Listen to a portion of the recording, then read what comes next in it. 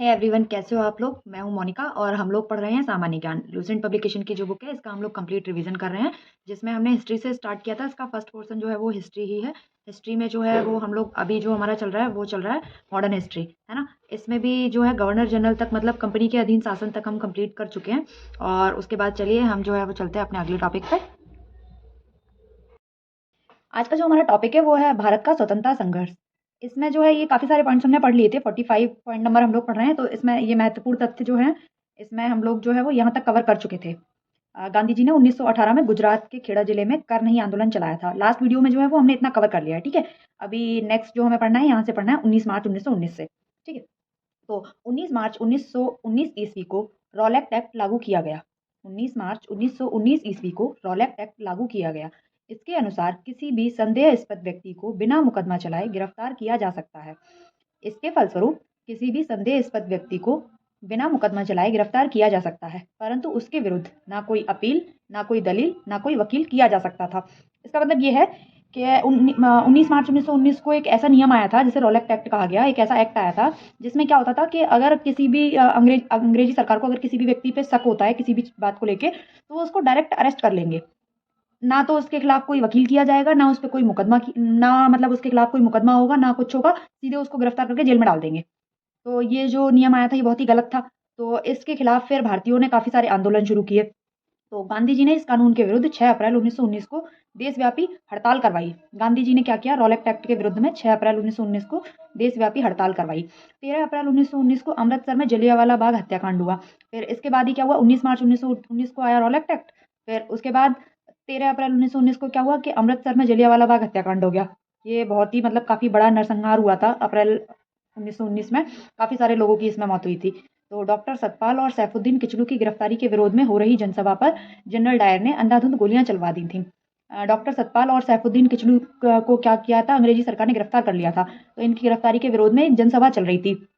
तो general Dyer ने क्या किया कि उस सभा पे अंधाधुंध गोलियां चलवा दी थी। सरकारी रिपोर्ट के अनुसार इसमें 379 व्यक्ति एवं कांग्रेस समिति के अनुसार इसमें लगभग 1000 व्यक्ति मारे गए थे। मतलब यह है कि जो सरकारी रिपोर्ट आई थी ना, उसमें तो ये बताया गया था कि इसमें 379 व्यक्तियों की मौत हुई है, लेकिन कांग्रेस समिति के अनुसार एक कांग्रेस समिति की एक रिपोर्ट आई, उसमें उन्होंने बताया कि इसमें 1000 व्यक्ति मारे गए थे।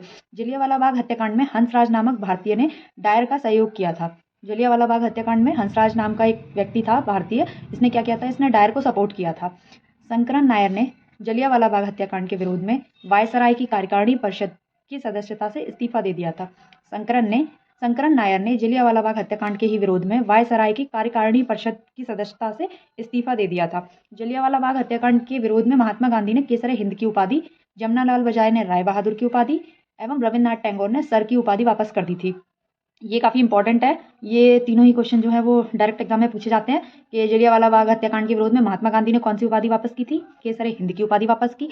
जमनालाल बजाज ने कौन सी उपाधि वापस की थी, राय बहादुर की उपाधि वापस की थी। एवं रविन्द्रनाथ टैगोर ने कौन सी उपाधि वापस करी थी, सर की उपाधि वापस की थी। जलियांवाला बाग हत्याकांड की जांच के लिए सरकार ने 19 अक्टूबर 1919 में लॉर्ड हंटर की अध्यक्षता में एक कमेटी का गठन किया। जलियांवाला बाग हत्याकांड की जांच के लिए सरकार ने क्या किया, 19 अक्टूबर 1919 को लॉर्ड हंटर की एक अध्यक्षता में एक कमेटी बना दी, कमेटी का गठन कर दिया। इसमें 5 अंग्रेज एवं 3 भारतीय। इस कमेटी में क्या था कि 5 अंग्रेज थे एवं 1 भारतीय था, है ना। सर चिमनलाल सीतलवाड़, साहबजादा सुल्तान अहमद एवं जगत नारायण। जो 3 भारतीय थे वो कौन कौन से थे, सर चिमनलाल सीतलवाड़, साहबजादा सुल्तान एवं जगत नारायण, ये 3 सदस्य थे भारतीय, ठीक है। कांग्रेस ने जलियांवाला बाग हत्याकांड की जांच के लिए मदन मोहन मालवीय के नेतृत्व में एक आयोग नियुक्त किया। कांग्रेस ने क्या किया कि जलियांवाला बाग हत्याकांड की जांच करने के लिए मदन मोहन मालवीय की अध्यक्षता में एक आयोग बनाया, है ना। सॉरी। जलियांवाला बाग कभी जल्दी नामक व्यक्ति की संपत्ति थी। जलियांवाला बाग जो था ना, जलियांवाला बाग मतलब जो जगह थी वो कभी किसी टाइम में जल्दी नाम का व्यक्ति था, उसकी संपत्ति थी। खिलाफत आंदोलन भारतीय मुसलमानों का मित्र राष्ट्रों के विरुद्ध, विशेषकर ब्रिटेन के खिलाफ टर्की के खलीफा के समर्थन में एक आंदोलन था। खिलाफत आंदोलन जो था वो भारतीय मुसलमानों का मित्र राष्ट्रों के विरोध में, विशेषकर ब्रिटेन के खिलाफ टर्की के खलीफा के समर्थन में एक आंदोलन था। 19 अक्टूबर 1919 को समूचे देश में खिलाफत दिवस मनाया गया। 19 अक्टूबर 1919 को क्या हुआ कि पूरे देश में खिलाफत दिवस मनाया गया, है ना। 23 नवंबर 1919 को हिंदू और मुसलमानों का एक संयुक्त कांग्रेस कॉन्फ्रेंस हुई। 23 नवंबर को क्या हुआ, 1919 को हिंदू और मुसलमानों की एक संयुक्त कॉन्फ्रेंस हुई, जिसकी अध्यक्षता किसने की, इसकी अध्यक्षता जो है महात्मा गांधी ने की। रॉलेक्ट एक्ट, जलियांवाला बाग हत्याकांड और खिलाफत आंदोलन के उत्तर में गांधी जी ने 1 अगस्त 1920 को असहयोग आंदोलन प्रारंभ कर दिया। किसके उपलक्ष्य में, रॉलेक्ट एक्ट एवं जलियांवाला बाग हत्याकांड और खिलाफत आंदोलन के उत्तर में गांधी जी ने क्या किया, 1 अगस्त 1920 को असहयोग आंदोलन शुरू कर दिया, है ना। असहयोग आंदोलन की पुष्टि भारतीय राष्ट्रीय कांग्रेस ने दिसंबर 1920 के नागपुर अधिवेशन में की थी। असहयोग आंदोलन की जो पुष्टि है वो भारतीयों ने, राष्ट्रीय कांग्रेस ने दिसंबर 1920 के नागपुर अधिवेशन में की थी। मोहम्मद अली को सर्वप्रथम असहयोग आंदोलन में गिरफ्तार किया गया था। मोहम्मद अली को सर्वप्रथम असहयोग आंदोलन में गिरफ्तार किया गया। मोहम्मद अली जिन्ना, एनी बेसेंट तथा बिपिन चंद्र पाल कांग्रेस के असहयोग आंदोलन से सहमत नहीं थे, अतः उन्होंने कांग्रेस को छोड़ दिया। मतलब मोहम्मद अली जिन्ना, एनी बेसेंट और बिपिन चंद्र पाल ने क्या किया, ये कांग्रेस का जो असहयोग आंदोलन था इससे सहमत नहीं थे, तो इन्होंने कांग्रेस को छोड़ दिया। फिर उसके बाद 5 फरवरी 1922 को गोरखपुर जिले में चोरी चौरा नामक स्थान पर असहयोग आंदोलनकारियों ने क्रोध में एक थानेदार एवं 21 सिपाहियों की मृत्यु हो गई। असहयोग आंदोलनकारियों ने क्रोध में आकर एक थाने में आग लगा दी थी, जिससे एक थानेदार एवं 21 सिपाहियों की मृत्यु हो गई। इस घटना से दुखित होकर गांधी जी ने 11 फरवरी 1922 को क्या किया, असहयोग आंदोलन को वापस ले लिया, मतलब कि स्थगित कर दिया, है ना। अब सबसे पहले तो इससे हम लोग ये सीखेंगे, मतलब ये जो टॉपिक हमने पढ़ा है इसमें हमने कुछ जो इंपॉर्टेंट चीजें पढ़ी हैं वो कौन कौन सी। रॉलेक्ट एक्ट कब आया था, मतलब इससे जो क्वेश्चन बनते हैं ना वो मैं आप लोग को बताती हूँ कि इससे क्वेश्चन कौन कौन से बनते हैं। पहला क्वेश्चन तो इससे यही बनता है कि रॉलेक्ट एक्ट कब आया था। तो रॉलेक्ट एक्ट कब आया था, 19 मार्च 1919 को। पहला क्वेश्चन, रॉलेक्ट एक्ट कब आया था, 19 मार्च 1919 को आया था, ठीक है। फिर उसके बाद जलियांवाला बाग हत्याकांड कब हुआ था, 13 अप्रैल 1919 को जलियांवाला बाग हत्याकांड हुआ था, ठीक है। फिर उसके बाद रॉलेक्ट एक्ट के विरोध में गांधी जी ने कौन सा आंदोलन शुरू किया था, खिलाफत नहीं सॉरी, हाँ तीसरा पॉइंट है, जलियांवाला बाग हत्याकांड जब हो गया था तो इसके विरोध में किन 3 लोगों ने अपनी उपाधियां त्याग दी थी।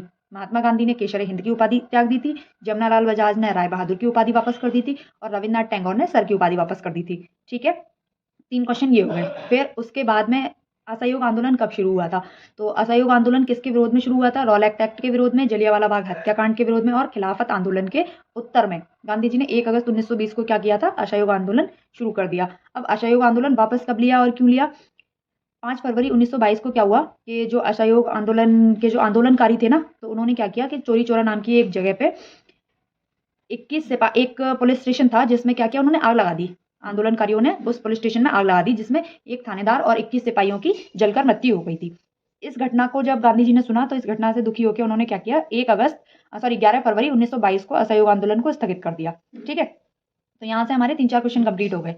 नेक्स्ट, उसके बाद 13 मार्च 1922 को गांधी जी को गिरफ्तार कर 6 वर्ष की कड़ी कारावास की सजा सुनाई गई। 13 मार्च 1922 को गांधी जी को गिरफ्तार करके 6 वर्ष की कड़ी कारावास की सजा सुनाई गई। स्वास्थ्य संबंधी कारणों से गांधी जी को 5 फरवरी 1924 को रिहा कर दिया गया। स्वास्थ्य संबंधी कारणों के कारण गांधी जी को 5 फरवरी 1924 को रिहा कर दिया गया। अब यहाँ पे ना चंद्रशेखर आजाद के बारे में कुछ बताया गया है तो हम इसे पढ़ेंगे। चंद्रशेखर आजाद का पूरा नाम क्या था, चंद्रशेखर सीताराम तिवारी। चंद्रशेखर सीताराम तिवारी। इनका जन्म कहाँ हुआ था चंद्रशेखर आजाद का, भावरा झाबुआ जिला, वर्तमान में जिला अलीराजपुर मध्य प्रदेश। मतलब कि इनका जो जन्म हुआ था, ये जो भावरा जगह है ये भी प्रेजेंट में मध्य प्रदेश में है, ठीक है। जन्म की तारीख क्या थी, 23 जुलाई 1906। ये कब पैदा हुए थे, 23 जुलाई 1906 को। पिता का नाम क्या था, सीताराम तिवारी, पंडित सीताराम तिवारी। माता का नाम क्या था, जगरानी देवी। और शहीद स्थल क्या था इनका, कहाँ पे ये शहीद हुए थे, ये शहीद हुए थे एलिफेंट पार्क इलाहाबाद में। एलिफेंट पार्क इलाहाबाद में जो है चंद्रशेखर आजाद शहीद हुए थे। और संबोधित संगठन कौन सा था इनका, नौजवान सभा। इनका जो संगठन था वो क्या था, नौजवान सभा। और शहीद तिथि क्या थी, किस तिथि को ये शहीद हुए थे, 27 फरवरी 1931 को। कब हुए थे, 27 फरवरी 1931 को ये शहीद हो गए थे, ठीक है। इसके बाद हमारा नेक्स्ट, 1922 ईस्वी में मेवाड़ भील का नेता मोतीलाल 1922 ईस्वी में मेवाड़ भील आंदोलन का नेता मोतीलाल तेजावत था। 1922 ईस्वी में मेवाड़ भील आंदोलन का जो नेता था वो कौन था, वो मोतीलाल तेजावत था। 1923 ईस्वी में इलाहाबाद में चितरंजन दास एवं मोतीलाल नेहरू ने कांग्रेस के अंतर्गत स्वराज पार्टी की स्थापना की। ये इंपॉर्टेंट है, पूछा जाता है स्वराज पार्टी की स्थापना किसने की थी और कहाँ की थी और कब की थी। तो 1923 ईस्वी में इलाहाबाद में चितरंजन दास एवं मोतीलाल नेहरू ने कांग्रेस के अंतर्गत ही स्वराज पार्टी की स्थापना की। महात्मा गांधी सिर्फ एक बार कांग्रेस के बेलगांव अधिवेशन के अध्यक्ष चुने गए थे। ये बहुत इंपॉर्टेंट है, पूछा जाता है कि महात्मा गांधी जो है वो कौन से अधिवेशन के अध्यक्ष रहे थे। तो कांग्रेस के वो सिर्फ एक बार उन्होंने एक ही अधिवेशन की अध्यक्षता करी थी, बेलगांव की, और वो कब हुआ था? वो 1924 में हुआ था। कब हुआ था? 1924 में हुआ था। नेक्स्ट, सचिंद्र सान्याल ने 1924 में कानपुर में हिंदुस्तान रिपब्लिकन एसोसिएशन की स्थापना की।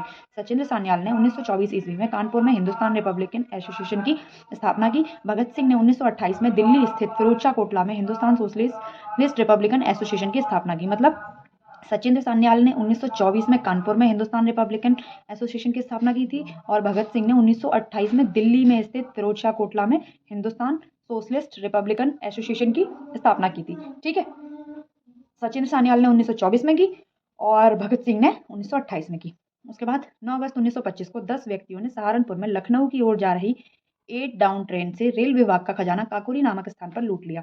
9 अगस्त 1925 को 10 व्यक्तियों ने सहारनपुर से लखनऊ की ओर जा रही 8 डाउन ट्रेन से रेल विभाग का खजाना लूट लिया। जगह कौन सी थी? वो काकोरी नाम की एक जगह थी। इसे ही काकोरी कांड कहा गया। इसे ही काकोरी कांड कहा गया। तो काकोरी कांड कब हुआ था? 9 अगस्त 1925 को हुआ था। काकोरी कांड कब हुआ था? 9 अगस्त 1925 को हुआ था। ठीक है, सरकारी खजाना लूटने का विचार जो है वो रामप्रसाद बिस्मिल के दिमाग में आया था। इसमें रामप्रसाद बिस्मिल, राजेंद्र लाहिड़ी, रोशन सिंह एवं अशफाक उल्लाह खां को दिसंबर 1927 में फांसी दे दी गई थी। जो काकोरी कांड था, इसमें कौन कौन लोग शामिल थे? रामप्रसाद बिस्मिल, राजेंद्र लाहिड़ी, रामप्रसाद बिस्मिल, राजेंद्र लाहिड़ी, रोशन सिंह एवं अशफाक उल्लाह खां। इनको क्या हुआ कि इस दिसंबर 1927 में इनको फांसी दे दी गई एवं सचिंद्र सान्याल को आजीवन कारावास की सजा दे दी गई। सचिंद्र सान्याल को क्या हुआ? आजीवन कारावास की सजा दे दी गई, और इन चारों को जो है वो फांसी की सजा दे दी गई। ठीक है, मनमथ नाथ गुप्त को 14 वर्ष की कैद हुई। जो मनमथ नाथ गुप्त थे, इसमें उनको क्या हुआ? उनको 14 वर्ष की कैद हुई। रामप्रसाद बिस्मिल यह कहते हुए कि मैं राज्य के पतन की इच्छा करता हूँ, फांसी पर लटक गए। रामप्रसाद बिस्मिल यह कहते हुए कि मैं राज्य के पतन की इच्छा करता हूँ, यह कहते हुए वह फांसी पर लटक गए। संभवतः अशफाक उल्लाह खां पहले भारतीय क्रांतिकारी मुसलमान थे जो देश की स्वतंत्रता के लिए फांसी के तख्ते पर लटके थे। संभवतः जो अशफाक उल्लाह खां थे ना, वो पहले भारतीय थे, पहले भारतीय मुसलमान थे जो देश की स्वतंत्रता के लिए फांसी के तख्ते पर लटके थे। स्त्रियों ने स्वयं अपने अधिकारों के लिए आंदोलन करने के उद्देश्य से 1926 में अखिल भारतीय महिला संघ स्थापित किया। स्त्रियों ने क्या किया? स्वयं अपने अधिकारों के लिए आंदोलन करने के उद्देश्य से 1926 में अखिल भारतीय महिला संघ स्थापित किया। साइमन कमीशन 3 फरवरी 1928 को भारत आया। साइमन कमीशन भारत कब आया? 3 फरवरी 1928 को। इसे व्हाइट मैन कमीशन भी कहा जाता था। जो साइमन कमीशन था ना, इसे व्हाइट मैन कमीशन भी कहा जाता था। 30 अक्टूबर 1928 को लाहौर में साइमन आयोग के विरुद्ध प्रदर्शन करते हुए पुलिस की लाठी से लाला लाजपत राय घायल हो गए थे और बाद में इनकी मृत्यु हो गई। 30 अक्टूबर 1928 को लाहौर में साइमन कमीशन के विरोध का प्रदर्शन करते समय पुलिस की लाठी से लाला लाजपत राय घायल हो गए और बाद में इनकी मृत्यु हो गई। साइमन कमीशन का बहिष्कार न करने वाले 2 दल थे। 2 दल ऐसे थे जिन्होंने साइमन कमीशन का बहिष्कार नहीं किया था, जस्टिस पार्टी एवं पंजाब यूनियनिस्ट। जस्टिस पार्टी एवं पंजाब यूनियनिस्ट पार्टी। भगत सिंह के नेतृत्व में पंजाब के क्रांतिकारियों ने 17 दिसंबर 1928 को लाहौर के तत्कालिक सहायक पुलिस कप्तान सैंडर्स को गोली मार दी। भगत सिंह के नेतृत्व में पंजाब के क्रांतिकारियों ने 17 दिसंबर 1928 को लाहौर के तत्कालिक सहायक जो पुलिस कप्तान थे सैंडर्स, उसको गोली मार दी। पब्लिक सेफ्टी बिल पास होने के विरोध में 8 अप्रैल 1929 ईस्वी को बटुकेश्वर दत्त एवं भगत सिंह ने दिल्ली में सेंट्रल लेजिस्लेटिव असेंबली में खाली बेंचों पर बम फेंक दिया।